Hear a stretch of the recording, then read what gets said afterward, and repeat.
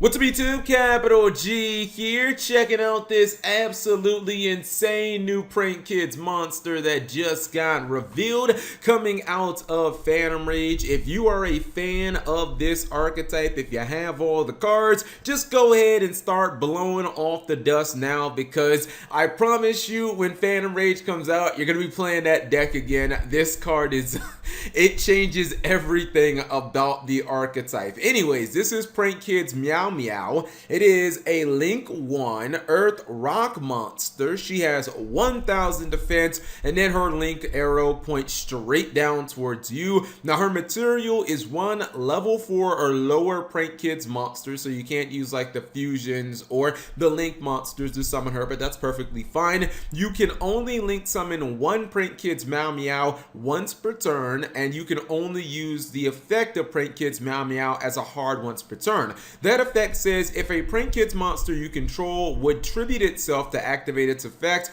during your opponent's turn, you can banish this card from your field or graveyard instead. Okay, so this card is absolutely bonkers for Prank Kids, and I really do feel like it changes everything in terms of their viability from a competitive standpoint. It's actually quite similar to what Salamangreat Almirage did for the Invoke deck. We know Almirage has an effect and it can be useful, but for all intents and purposes, Almirage could have had no effect and it really wouldn't have mattered. Just the fact that it allowed you to go into, a one card invoked monster just by summoning your Alistair kind of changed everything about the Invoke deck, and actually you end up with your invocation back in your hand, so it's kind of like a 0 card invoked monster essentially. This card pretty much lets you do the same thing, and there's always been this old axiom about the Prank Kids archetype that if you don't fusion summon in your first turn, you basically can't kind of play Yu-Gi-Oh, because there really isn't a way to get two of the monsters on the field without either instant fusion or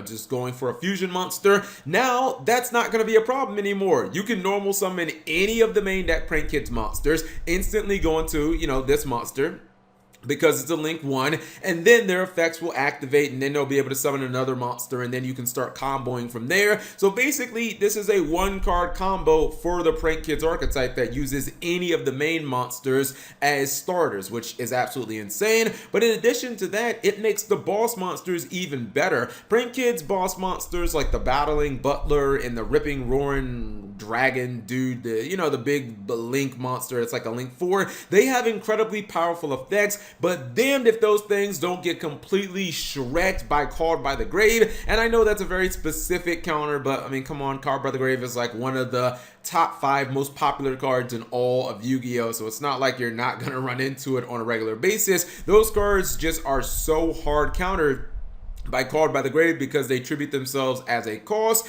Now you don't actually have to tribute them as a cost and get wrecked by the Called by the Grave. You just banish this from the graveyard instead. And something that's actually even more insane that a lot of people might not realize, Battling Butler and the Roaring Ripping Dragon, those are not hard once per turns. Their effects to nuke your opponent's field, you now can use them twice in a turn if you so choose. Like if your opponent has a couple of monsters, you just want to blow them up with the Butler, then they say, all right, well, I got some extenders, go ahead and just blow them up again. Like that just makes the deck have even more potent removal. Honestly, this is one of those cards that just feels like it fixes and changes everything about the archetype. I know a lot of Prank Kids players have been a little gloom and doom. Not that the deck is bad or anything. It's still a very solid deck, pretty much on the tier of like, Cyber Dragons and Necros, but they've been a little doom and gloom ever since they lost those copies of Instant Fusion. I feel like this more than makes up for it, and it's one of those cards where I don't even think there's a negative with this card. I think that the ideal number is probably 2 of this. I think if you want to live dangerously, you might try to get away with 1, but I don't think you even believe, like you don't even consider playing this deck without playing this card. It is a godsend for the archetype. 1-card combos in Prank Kids, the ability to use your boss monsters twice in a turn and not get hard countered by Called by the Grave. Yes, yes, yes, sign me up. Prank Kids, definitely gonna start seeing the deck, come this fall, well, really come this winter. Anyways, whatever you guys think of Prank Kids Meow Meow, you leave that in the comment section below. Thank you guys for watching. As always, subscribe if you have not already, and turn on that notification bell for daily videos.